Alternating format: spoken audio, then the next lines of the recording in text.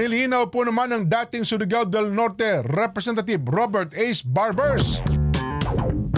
Siya na pala ngayon ang tagapagsalita ni Speaker. Ayun, tapos na kasi pala ang kanyang term bilang congressman. Pero ngayon po, siya ay tagapagsalita ni Speaker Martin Romualdez na walang papel ang Speaker sa internal party realignments, gayon din sa isyong may kinalaman sa infrastructure projects na binabanggit daw po ni Cavite Representative Francisco Kiko Barsaga Jr.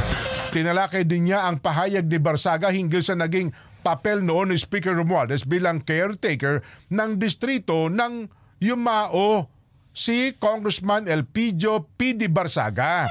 Administratibo anya naging papel ni Romualdez at hindi siya nakialam sa mga infrastructure projects o pagdedesisyon sa pagpopondo.